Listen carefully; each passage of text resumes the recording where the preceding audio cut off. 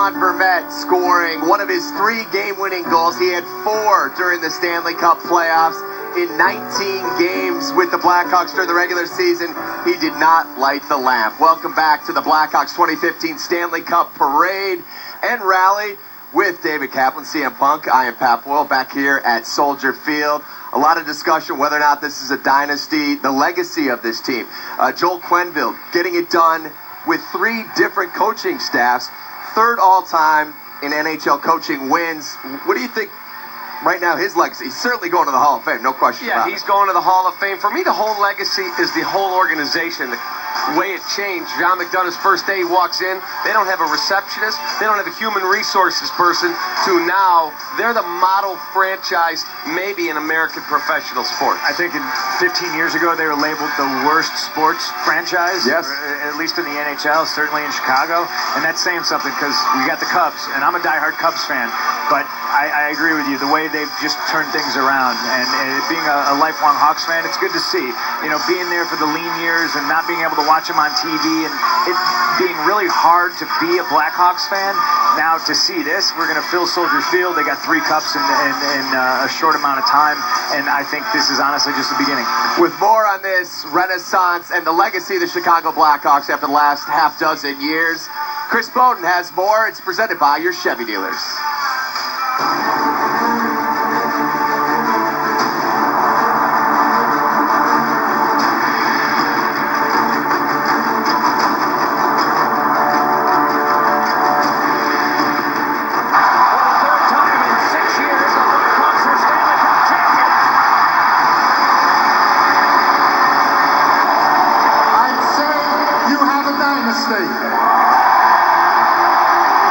The debate has begun. Do these Blackhawks fit the definition of a dynasty? Many traditionalists would likely argue that claim, but for all who have actually witnessed this era of 3 Stanley Cups in 6 seasons, it's a fair debate. The Hawks' dominance is truly worthy of that status. Is this a dynasty? That's not really for us to comment on. I know how special this group of players is. I know how special it is to play in Chicago. I don't need to use words like that, but I definitely know what it feels like to be on a great team. I wouldn't believe anybody, if you told me like in 6 years I would have a 3 cup this team. I was hoping for 1, but getting 3, that's an amazing feeling. There's really been no secret to the Hawks' success, but their tried and true formula so rarely converges these days.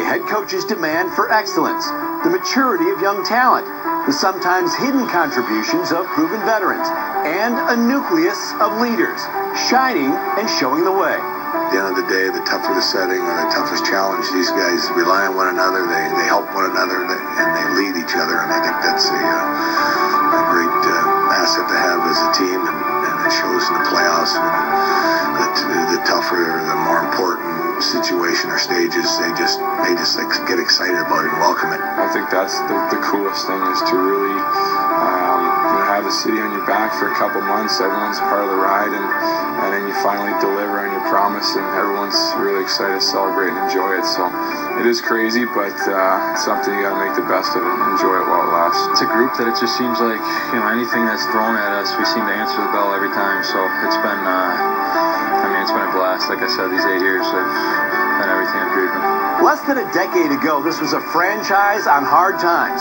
Its last taste of glory was nearly a half-century behind, despite intermittent tastes of success.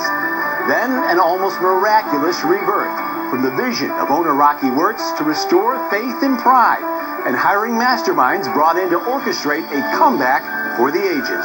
I think the job that Stan has done on the ice and John McDonough has done, just building an organization, and there's not any one person that can do it. It takes a team, not only on the ice, but the front office and then the finance. So everyone works together, and that shows you what real winners are. I think that's been the hallmark of our success over the past number of years, is having certainly stability in our coaching staff and management staff, as well as a lot of our key players are back, and ideally that's the way you work it going forward.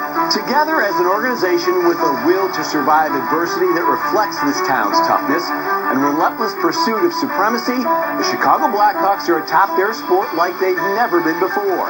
And whether or not this epic run is a true dynasty one definition cannot be questioned.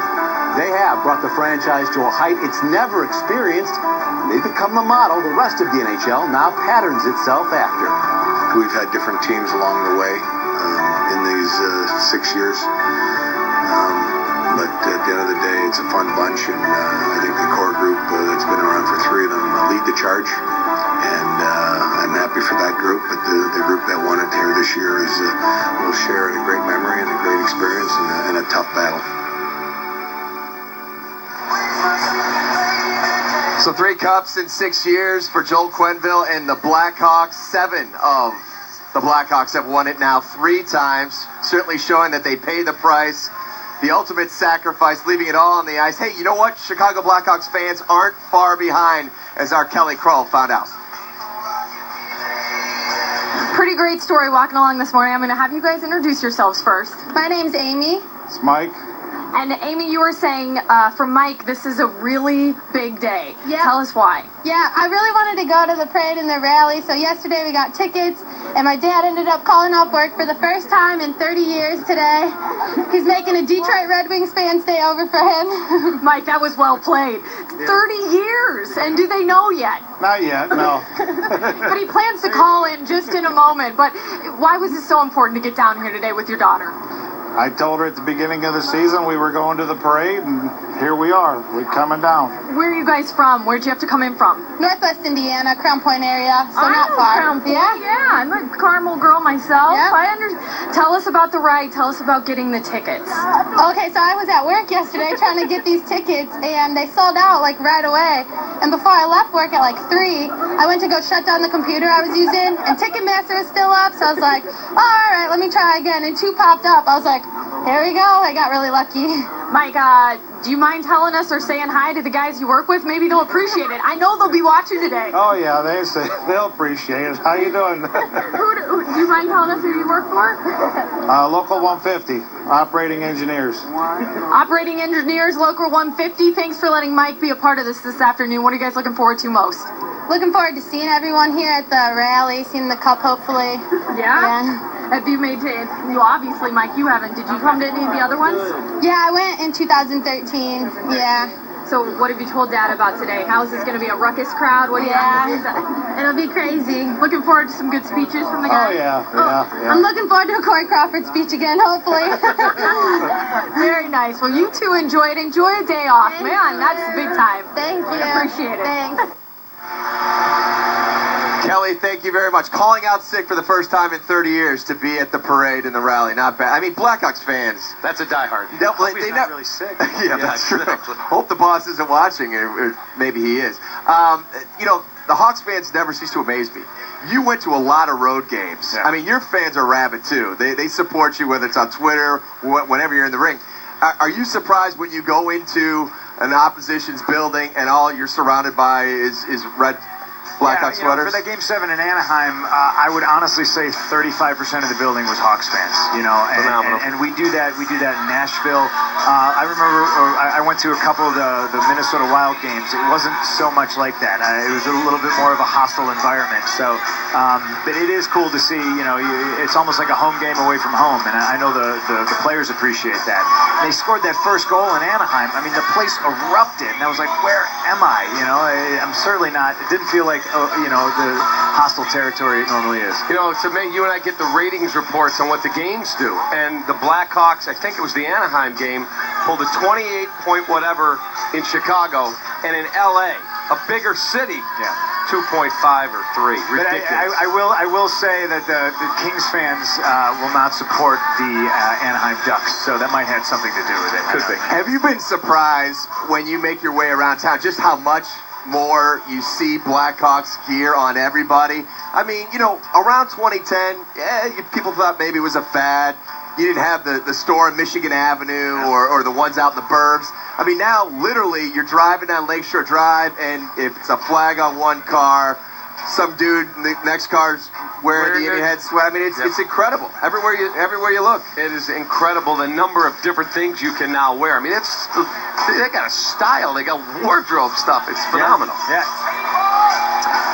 Our Chris Bowden is standing by with the chairman of the Chicago Blackhawks, Rocky Wirtz. Chris, take it away.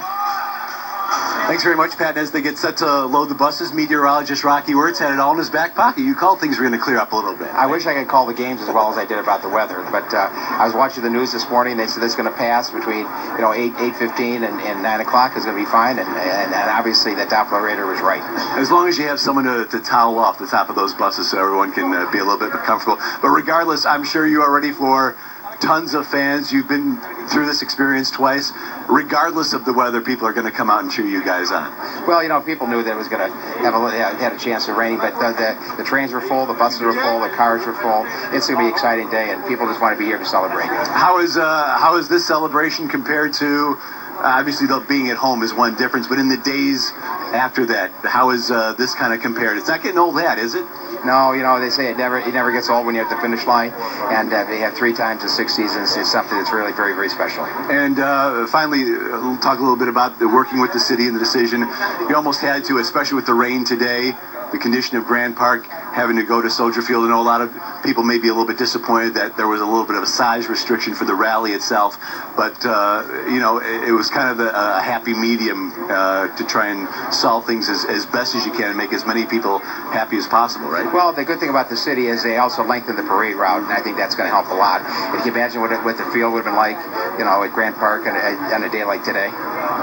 Rocky, congratulations once again. Enjoy this ride once again. Hopefully there's a few more down the road. Why not go for 4? All right. That's the chairman of the Chicago Blackhawks, Rocky Wirtz. Pat, I'll send it back to you.